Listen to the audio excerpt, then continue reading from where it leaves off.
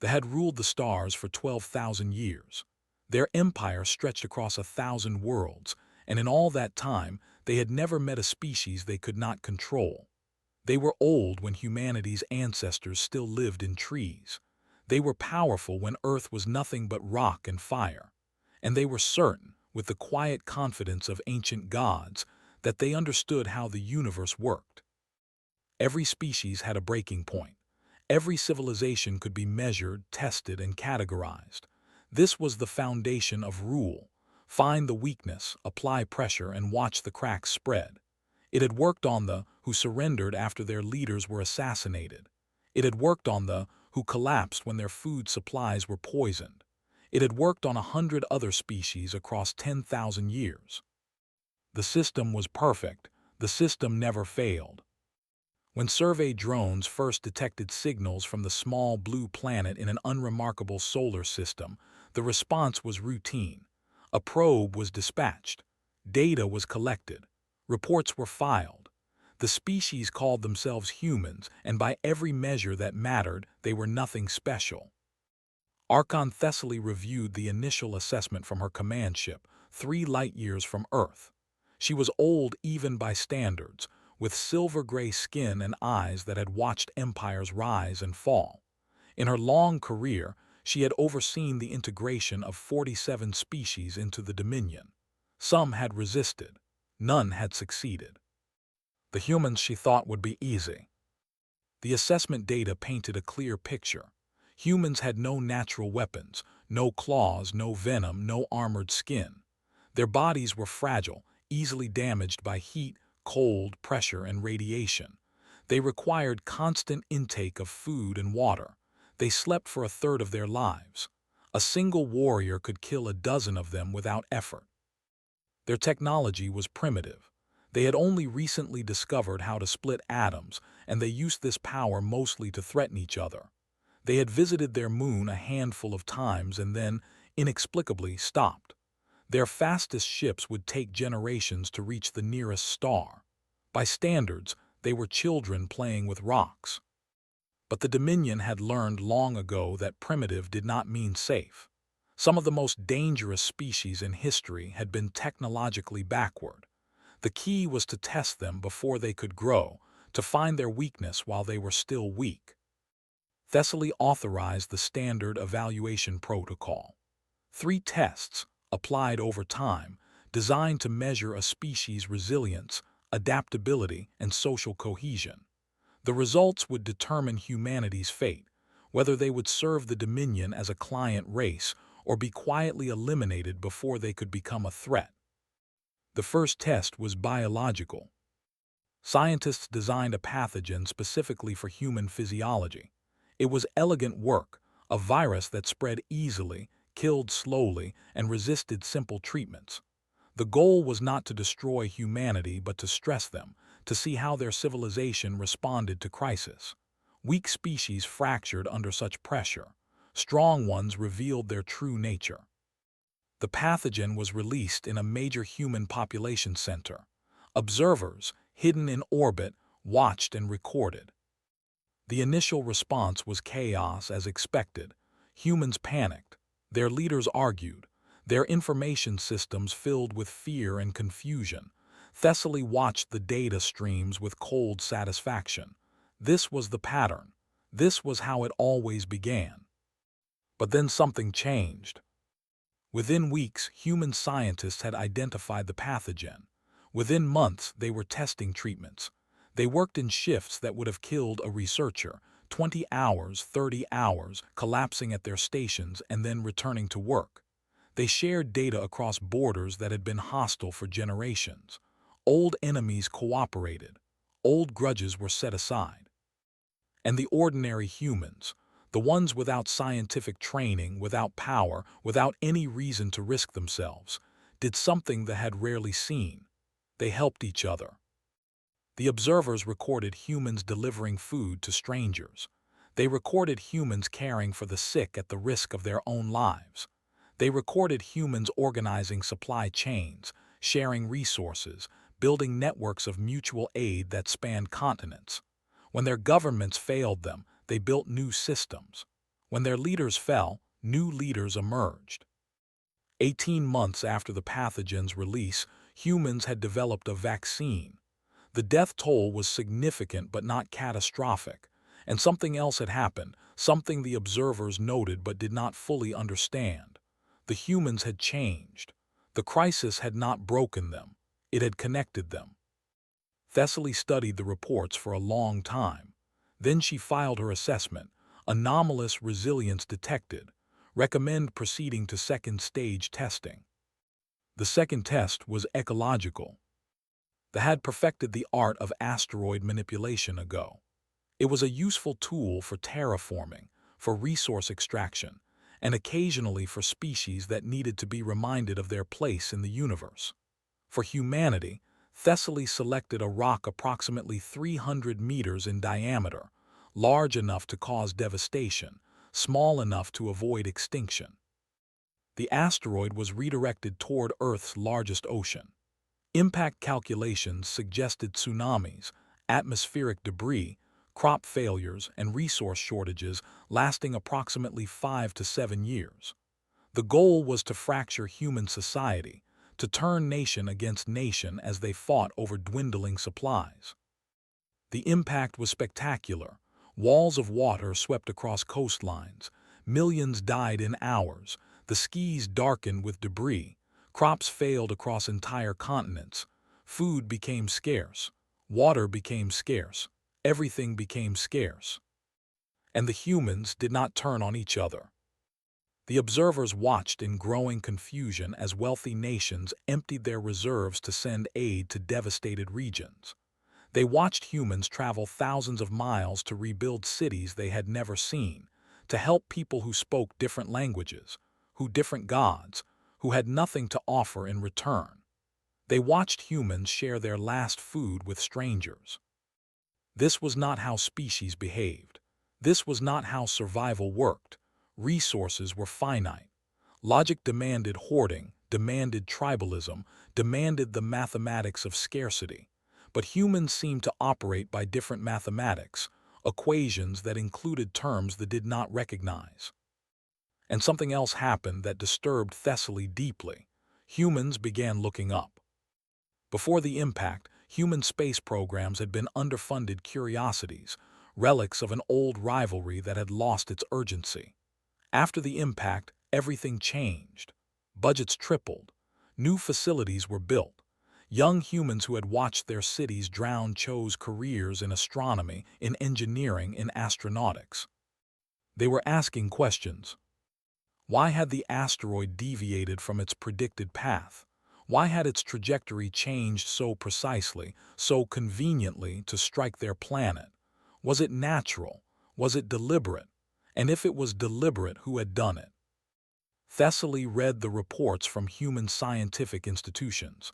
They had not yet found evidence of involvement. The technology gap was too great for them to detect the manipulation. But they were looking. They were suspicious. And they were building. The High Council of the Dominion convened to discuss the human situation. Some members argued for immediate action.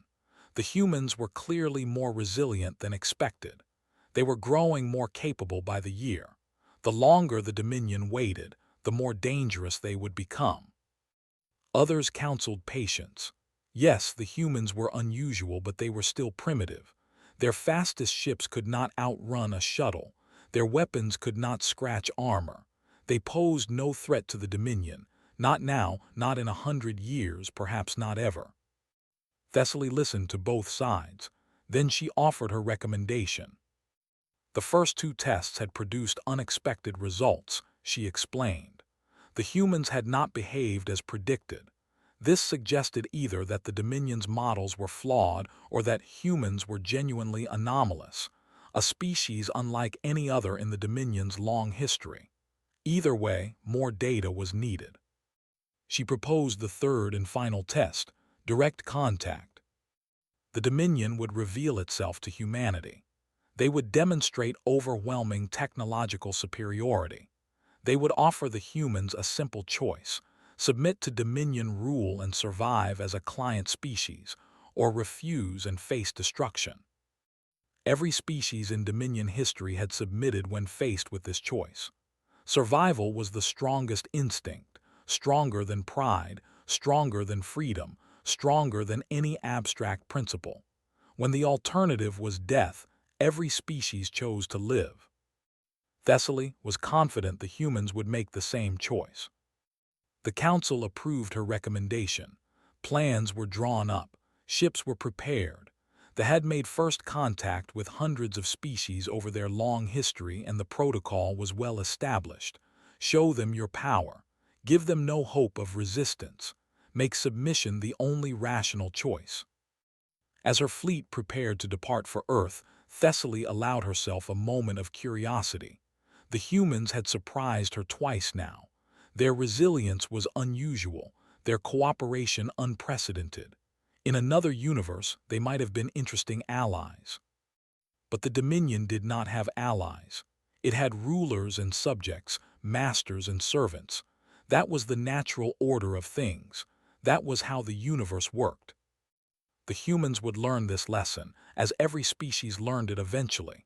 They would kneel or they would die. Thessaly gave the order, and her fleet moved toward Earth. She did not yet understand that she was bringing the Dominion's greatest mistake directly to humanity's doorstep. She did not yet know that the very qualities she had observed, the resilience, the cooperation, the stubborn refusal to break, were not weaknesses to be exploited but warnings to be heeded. They had tested humanity twice and learned nothing from the results. They were about to test them a third time. This time they would learn. The fleet emerged from faster-than-light travel in a precisely calculated formation above Earth. 1,200 ships arranged in a sphere around the planet, each one larger than anything humans had ever built.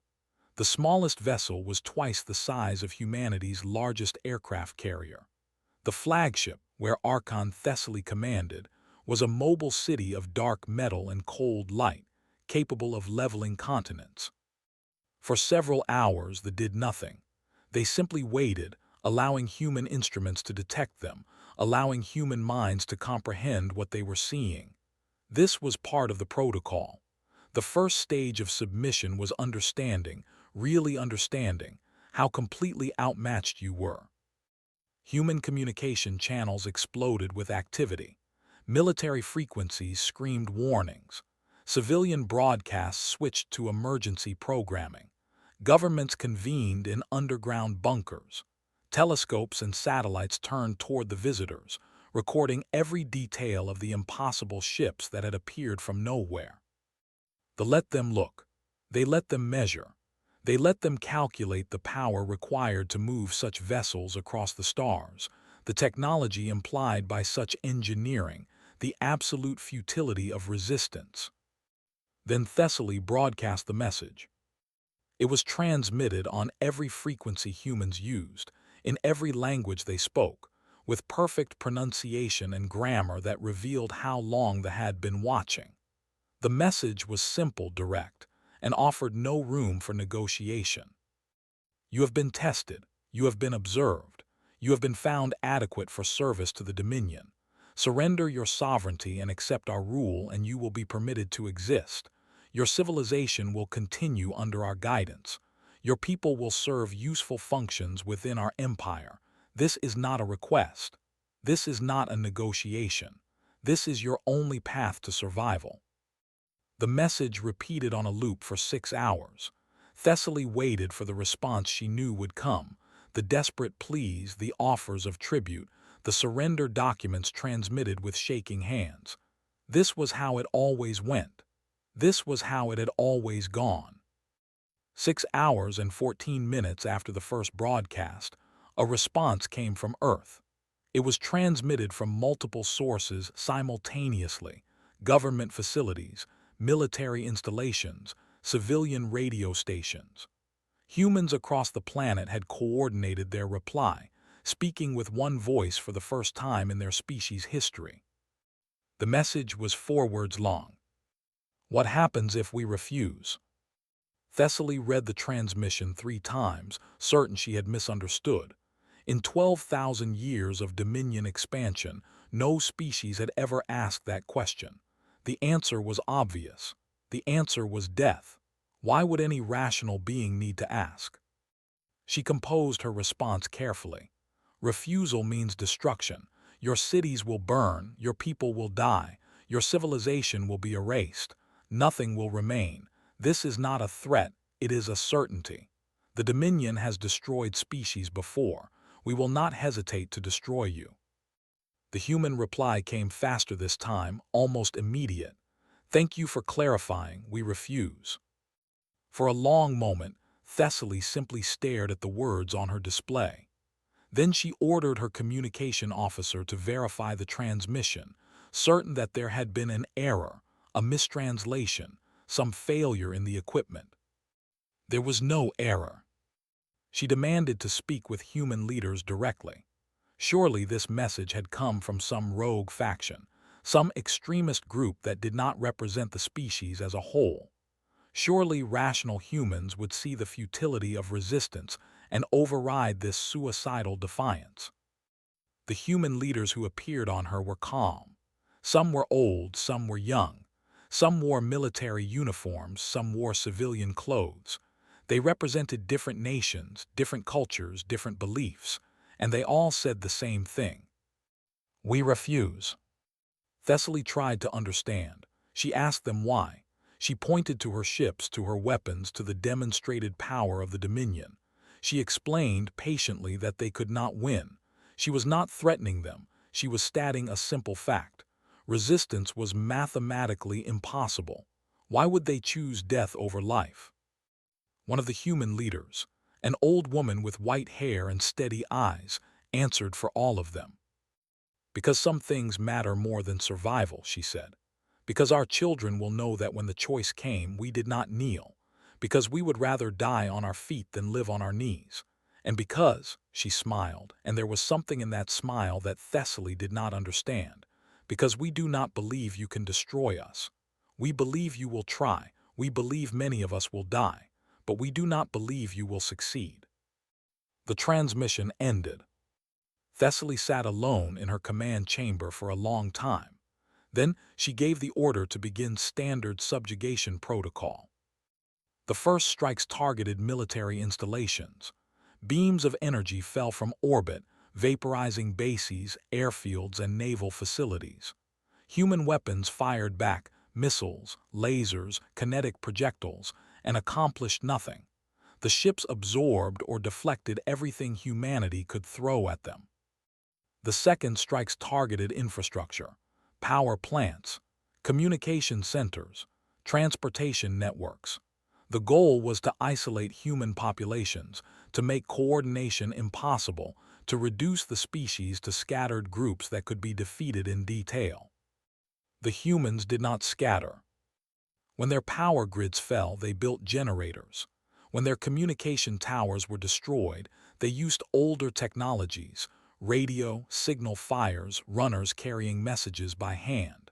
When their governments were targeted, new leaders emerged from the population. Every time the cut off a head, two more appeared. And the humans fought back. Their weapons could not harm ships, but the humans found other ways. They studied ground forces, the soldiers sent to occupy cities and enforce compliance, and discovered weaknesses. Armor was strong but not invulnerable. Soldiers were powerful but not numerous. And supply lines, stretched across light years of space, were not as secure as they appeared. The resistance began small. Ambushes in ruined cities, sabotage of equipment, intelligence networks that tracked enemy movements and shared information across occupied zones. Human soldiers who should have surrendered instead melted into the population, waiting, watching, planning. Thessaly responded with increased force. She ordered reprisals against civilian populations. She destroyed cities that harbored resistance fighters. She made examples of captured humans, executing them publicly to demonstrate the cost of defiance. The resistance grew. She did not understand. Fear was supposed to work. Punishment was supposed to work. Every species she had ever conquered had eventually submitted when the price of resistance became too high.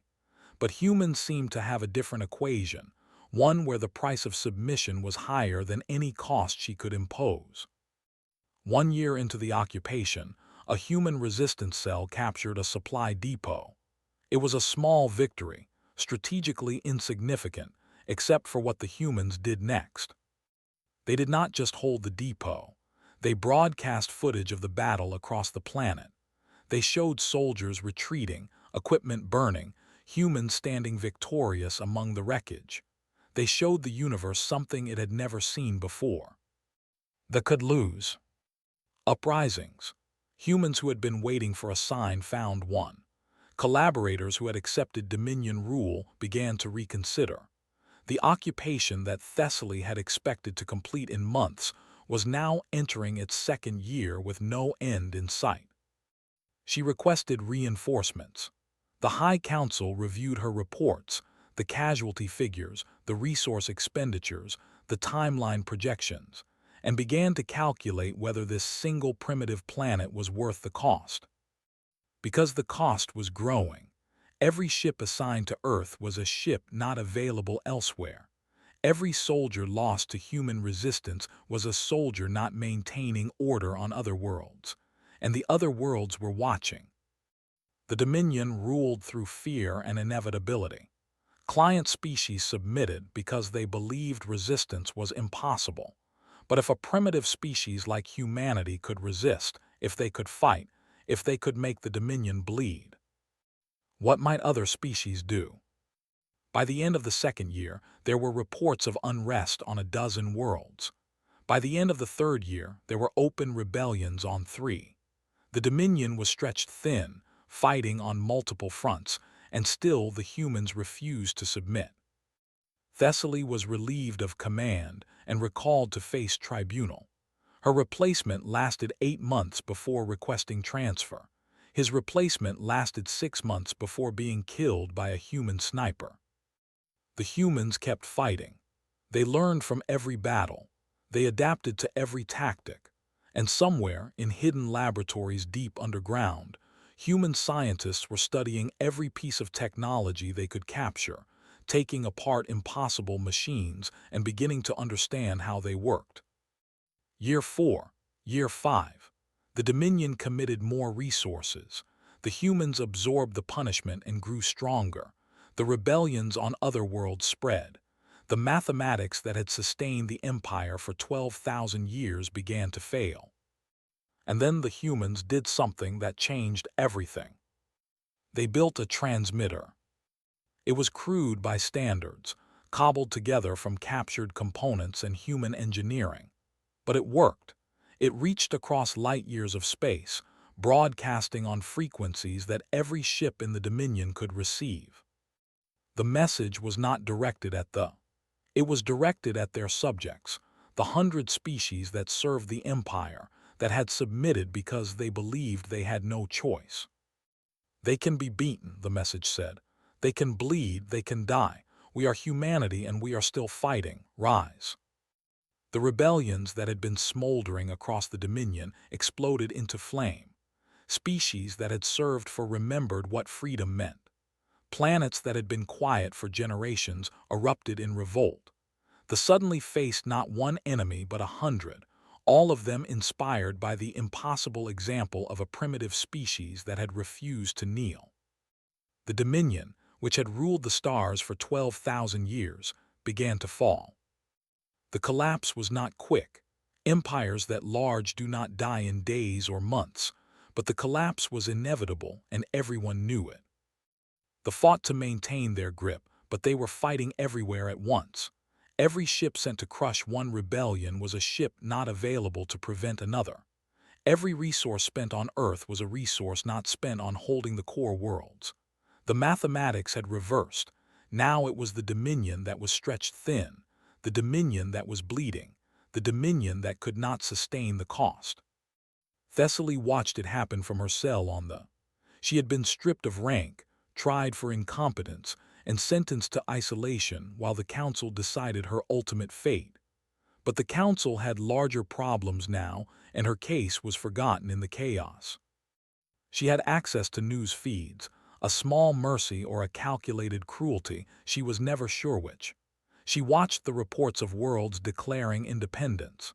She watched the footage of governors fleeing their posts. She watched her species' empire crumble, piece by piece, year by year. She had 12,000 years of history to compare it to, and she found no precedent. The Dominion had faced challenges before, but never an existential threat. They had always been able to concentrate force, to crush resistance, to restore order. But this was different. This was everywhere at once. This was a fire that spread faster than it could be contained. And at the center of it, all were the humans. They had not just survived. They had transformed themselves. The primitive species that had barely reached their own moon was now building ships that could travel between stars. The fragmented nations that had once threatened each other with nuclear weapons were now a unified force, their old conflicts forgotten in the face of a common enemy. They were still fighting on Earth, still resisting the occupation, still refusing to submit. But they were also doing something else. They were building alliances. Human diplomats traveled to every rebellious world, offering aid, sharing technology, coordinating strategy. They asked for nothing in return except friendship. Species that had never cooperated before found themselves united by human persistence, human optimism, human refusal to accept that the universe had to be the way it was. They called it naive. They said the humans did not understand how power worked, how empires functioned, how the strong dominated the weak. They said the alliance would collapse as soon as the common enemy was defeated, that the various species would turn on each other, that the old patterns would reassert themselves. They were wrong. Something new was being built in the ruins of the Dominion. It was messy and chaotic and loud. Humans seemed to bring those qualities wherever they went. But it was also resilient. It was cooperative. It was based not on fear but on something else, something they had never understood. Trust. 40 years after the first ships appeared above Earth, the Dominion surrendered. Not to humans specifically, but to the coalition that humans had built. Dozens of species working together, sharing resources, covering each other's weaknesses. They was not destroyed. The people were not exterminated. They were offered a choice that many of them found bitterly ironic: join the coalition as equals or remain isolated. Most of them chose isolation, at least at first. The shame was too great, the adjustment too difficult. They had been masters for 12,000 years. How could they now be merely members? But some of them chose differently. Thessaly was one of them. She was released from her cell during the negotiations, a symbolic gesture by the new order. She was old now, older than she had ever expected to be. She had watched her empire die. She had watched everything she believed in proven wrong. And she was tired of certainty, tired of categories, tired of systems that claimed to explain everything. A human diplomat visited her during the transition period. The diplomat was young by Thessaly's standards, though old for a human. She had gray in her hair and lines on her face, and she moved with the careful slowness of someone who had seen too much. "You're the one who started this," the diplomat said. It was not an accusation. It was simply a statement of fact. Thessaly acknowledged that she was. "We have questions," the diplomat said, "about how the Dominion worked, about why you did what you did, about what we can learn from your history to avoid your mistakes." Thessaly laughed, a strange sound, harsh and unfamiliar. She had not laughed in decades. "You want to learn from us? We failed. Everything we built is gone." "That's why we want to learn," the diplomat said. "Failure teaches more than success. You ruled for 12,000 years. That's not nothing. You must have done something right, at least for a while." Thessaly considered the offer.